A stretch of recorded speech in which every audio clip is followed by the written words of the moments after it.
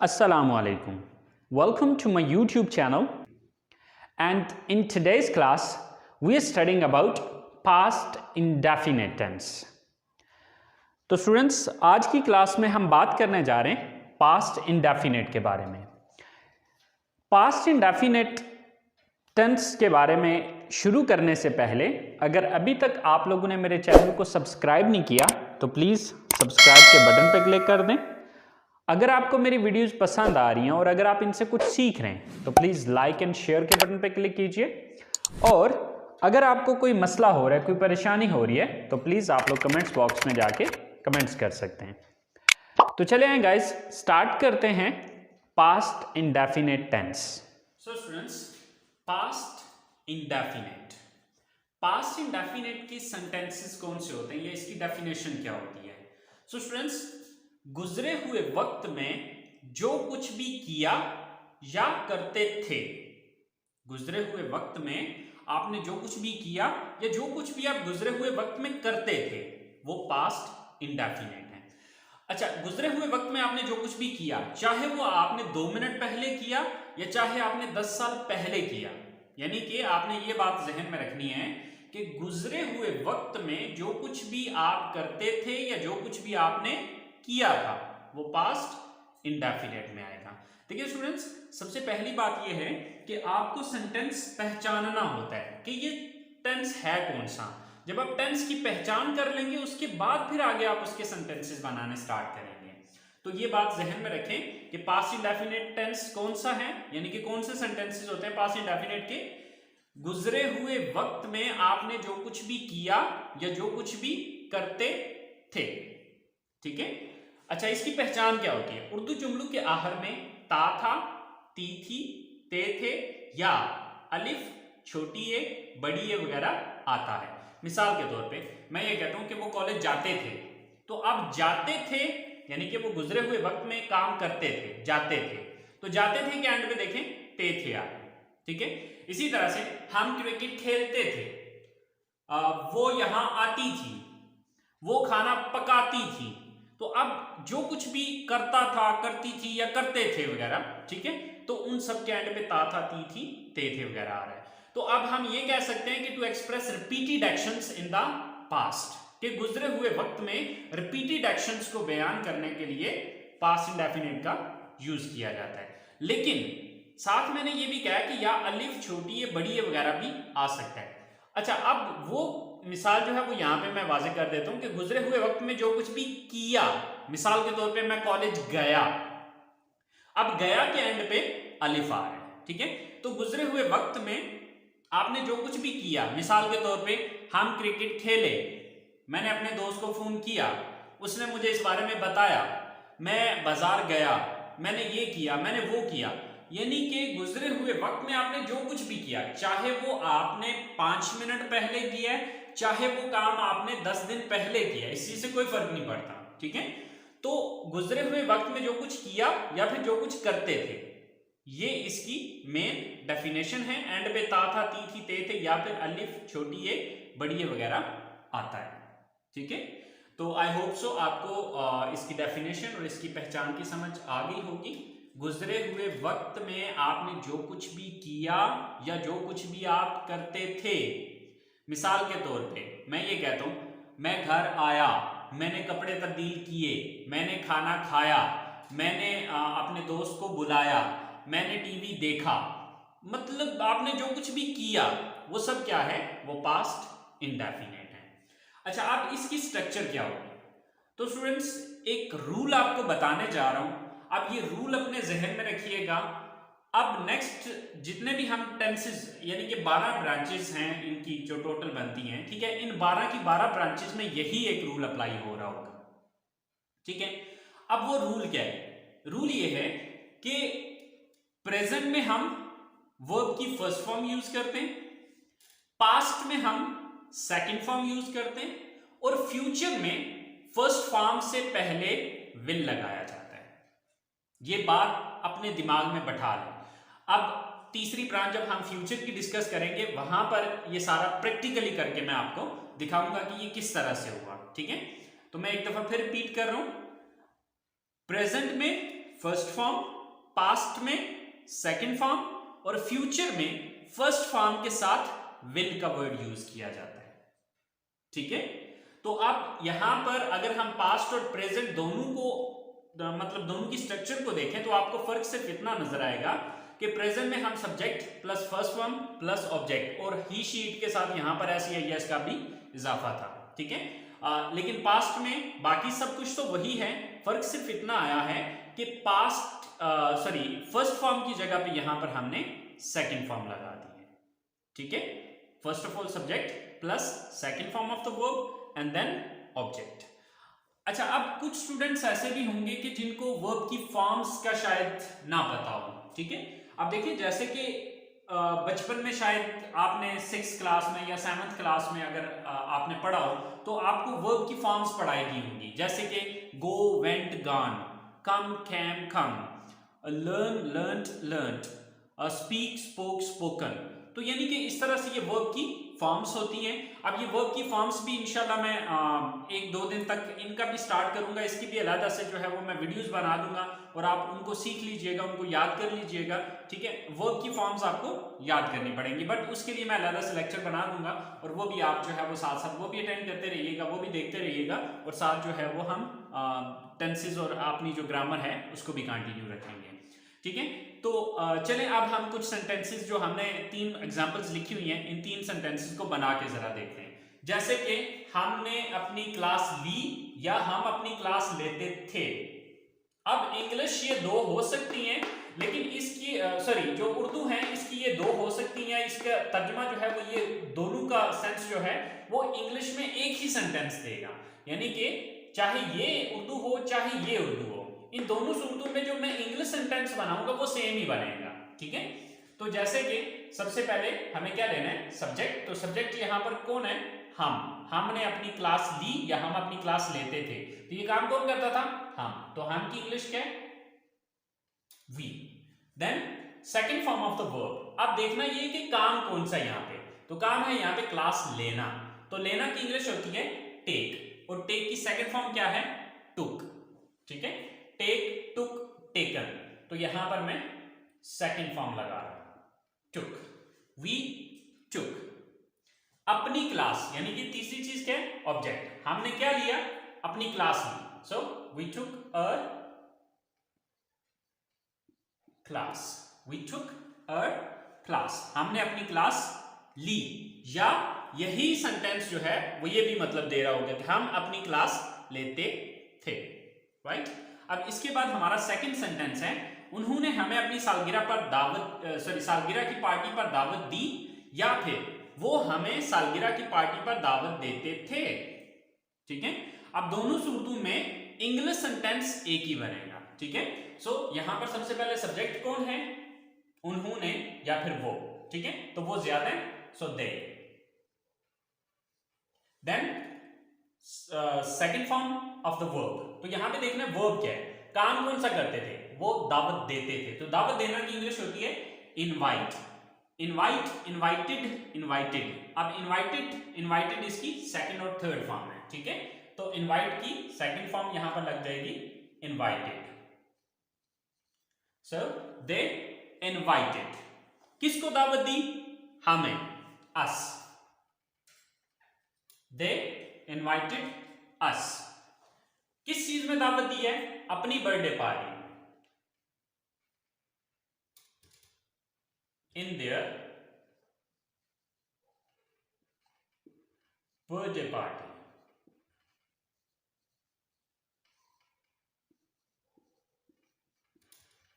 So they invited us in their birthday party, उन्होंने हमें अपनी सालगिरह की पार्टी में दावत दी या वो हमें अपनी सालगिरह की पार्टी में दावत देते थे। इंग्लिश सेंटेंस एक ही बनेगा, अब इसके मतलब ये दोनों हो सकते हैं।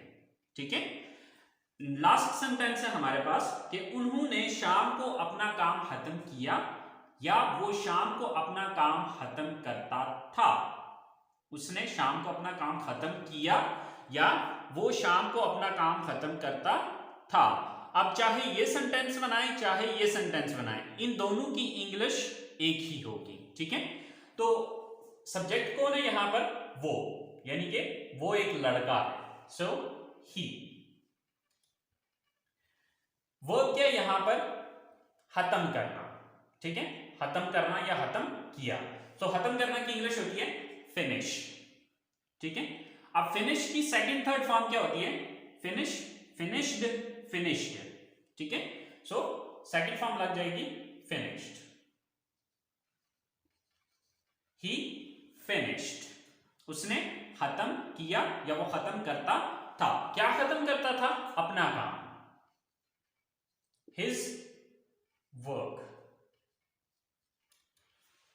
He finished his work. कब? शाम को, in the evening.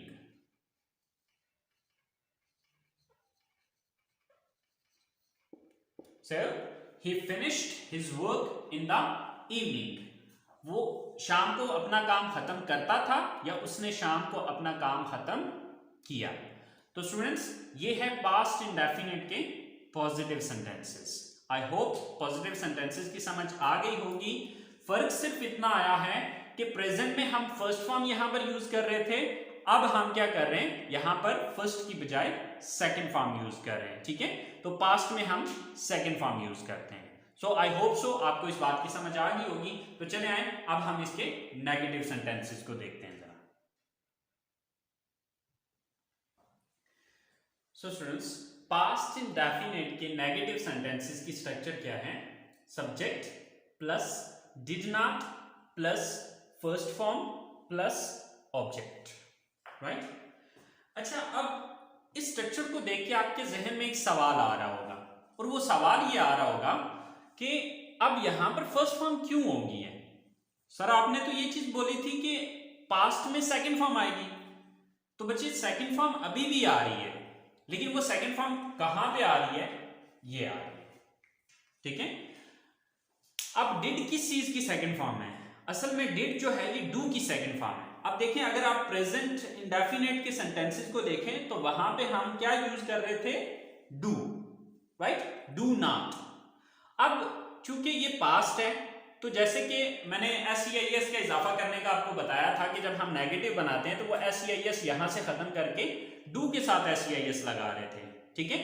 तो अब डू के साथ SEIS क्यों इजाफा कर रहे थे या यहां पर हमने क्यों लगाया था? वो रूल ये था कि जुमले के अंदर आने वाला पहला जो वर्ब है, चाहे वो हेल्पिंग वर्ब है चाहे वो रियल वर्ब है, वो इजाफा उसके साथ हमें करना था, ठीक है। तो अब जब पॉजिटिव सेंटेंस था तो उसमें क्या था? Subject plus first form. तो यानी कि जो पहला वर्ब आ रहा था वहां पे फर्स्ट फॉर्म आ रही थी, ठीक है। रियल वर्ब जो है वो फर्स्ट फॉर्म थी, इसलिए वहां पे हमने SEIS लगाया था। लेकिन जब हमने उसका नेगेटिव बनाया तो नेगेटिव में हमने क्या किया? Subject plus do not plus first form plus object. तो अब पहला वर्ब जो है वो, चाहे डू जो है ये हकीकत में हेल्पिंग वर्ब है, ठीक है। लेकिन हेल्पिंग वर्ब के साथ चाहे वो रियल वर्ब है चाहे इसको कहते हैं रियल वर्ब, वो ये होता है हेल्पिंग वर्ब, ठीक है। तो अब हेल्पिंग वर्ब जो पहला आ रहा था उसी के साथ वो हमने इजाफा करके डू की जगह हमने डज बनाया था ही शीट के साथ, ठीक है। इसी तरह से अब जब सेकंड फॉर्म ऑलरेडी हमने डू की जगह डिड कर दी है तो फिर अब ये फिर सेकंड फॉर्म नहीं होगी, क्योंकि ग्रामर का रूल ये है कि सेकंड फॉर्म जुमले में सिर्फ एक ही दफा आ सकती है, सेकंड फॉर्म जुमले में दो बार नहीं आ सकती। तो जब डिड ऑलरेडी सेकंड फॉर्म हो चुकी है तो अब फिर यहां पर हम सेकंड फॉर्म यूज नहीं करेंगे। आई होप आपको ये बात समझ में आ गई होगी। तो चले अब इसके जो हमने 3 सेंटेंसेस इसकी एग्जांपल में लिखे उनको बना के जरा देख लेते हैं। मैंने यहां खाना नहीं खाया या मैं यहां खाना नहीं खाता था, ठीक है। सब्जेक्ट कौन है यहां पे? मैं। So I, then did not, I did not। वर्ब क्या है? खाना खाना, eat। अब यहां पर मैं इसको ऐड नहीं करूंगा। हाँ, अगर ये पॉजिटिव सेंटेंस होता, डिड नॉट ना आ रहा होता तो फिर मैं इसको ऐड कर देता, ठीक है। आई did not eat, right, I did not ईट। क्या खाने की बात हो रही है? खाना। I did not eat the food। यहां पर here, I did not eat the food here। अच्छा, अब अगर किसी स्पेसिफिक खाने की बात हो रही है, मतलब ब्रेकफास्ट या लंच या डिनर, तो फिर आप इसकी जगह पे लंच डिनर वगैरह आप अपने हिसाब से लगा सकते हैं, ठीक है। लेकिन अब चूंकि इस सेंटेंस से मुझे ये वाज़ेह नहीं है कि ये दोपहर के खाने की बात हो रही है, रात के खाने की बात हो रही है या सुबह नाश्ते की बात हो रही है, इसलिए यहां पर मैं उनमें से कुछ भी नहीं लगा रहा, मैंने सीधा सीधा ईट द फूड लगा दिया, ठीक है। So I did not eat the food here, मैंने यहां पर खाना नहीं खाया या मैं यहां पर खाना नहीं खाता था। अच्छा, सेकंड सेंटेंस है सोफिया बाजार नहीं गई या सोफिया बाजार नहीं जाती थी। सो सब्जेक्ट कौन है? सोफिया। देन डिड नॉट, और डिड नॉट का शॉर्टकट होता है didn't, okay. Sophia did not या डिडंट, वो क्या यहां पे जाना, go. Sophia did not go, कहां जाने की बात हो रही है? बाजार, to bazaar. Sophia did not go to bazaar, Sophia बाजार नहीं गई या सोफिया बाजार नहीं जाती थी। लास्ट सेंटेंस है हमारे पास, हमने मैच नहीं देखा या हम मैच नहीं देखते थे। हमने मैच नहीं देखा या हम मैच नहीं देखते थे। सब्जेक्ट कौन है? हम, वी। देन सेकंड थिंग क्या है? Did not, we did not, we did not. Verb क्या है यहां पे? देखना, watch. We did not watch, क्या नहीं देखा? Match, the match. We did not watch the match, हमने मैच नहीं देखा या हम मैच नहीं देखते थे। तो स्टूडेंट्स, ये थे हमारे पास्ट इंडेफिनिट के नेगेटिव सेंटेंसेस। आई होप आपको ये बात क्लियर होगी। तो अब जब हम इसका इंट्रोगेटिव बनाएंगे, तो इंट्रोगेटिव बनाने के लिए हमने सिंपल क्या करना है, ये रूल मैंने आपको काफी टाइम पहले भी बताया था, पिछली क्लास में भी बताया है, अब भी बता रहा हूं कि जब भी आपने किसी चीज का इंट्रोगेटिव बनाना है तो उसका नेगेटिव देख लें, ठीक है, कि किस लफ्ज के बाद नॉट लगाया है। तो यहां पर हमने किस लफ्ज के बाद नॉट लगाया है? डिड के बाद नॉट लगाया है। तो इसका मतलब है इसी डिड को उठा के मैंने जुमले के शुरू में लगाना है, तो ये मेरा इंट्रोगेटिव सेंटेंस बन जाएगा। तो चलिए गाइस, स्टार्ट करते हैं हमारे interrogative sentences. So students, interrogative sentences की स्ट्रक्चर है did plus subject plus first form of the verb plus object and at the end there is a question mark. सो हमारे पास सबसे पहला सेंटेंस है, क्या आपने मुलाजमत के लिए दरखास्त दी या क्या आप मुलाजमत के लिए दरखास्त देते थे, राइट? दोनों सूरतों में सेंटेंस इंग्लिश का एक ही बनेगा। सो सबसे पहले डिड, देन सब्जेक्ट कौन है? आप, यू, डिड यू। अब वर्ब क्या है? दरखास्त देना। दरखास्त देना की इंग्लिश होती है अप्लाई। डिड यू अप्लाई, किस चीज के लिए? जॉब के लिए या मुलाजमत के लिए, for job. Did you apply for job, क्या आप जॉब के लिए अप्लाई करते थे या दरखास्त देते थे, या क्या आपने जॉब के लिए दरखास्त दी? सेकंड सेंटेंस है, क्या उसने आपको इस बारे में बताया था या क्या वो आपको इस बारे में बताता था? So first of all did, then subject, subject कौन है? उसने या वो, यानी कि वो एक लड़का, ही, डिड ही। अब वो क्या यहां पे? बताना, टेल। डिड ही टेल, किसको बताता था? आपको, you. Did he tell you, क्या वो आपको बताता था? किस बारे में? इस बारे में, about this. So, did he tell you about this? क्या उसने आपको इस बारे में बताया या क्या वो आपको इस बारे में बताता था, राइट? लास्ट सेंटेंस है हमारे पास, क्या वो रोज आपको फोन करती थी? So subject did, sorry, first of all did, then subject कौन है? वो, यानी कि वो एक लड़की है। So did she. वर्ब क्या है यहां पे? फोन करना, कॉल। Did she call? किसको फोन करती थी? आपको, you.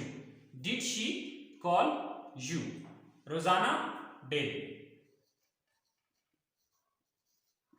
Did she call you daily, या डेली की जगह पे यहां पर हम एवरी डे भी यूज कर सकते हैं। सो ये हमारे पास्ट इंडेफिनिट टेंस की इंटरगेटिव सेंटेंसेस हैं।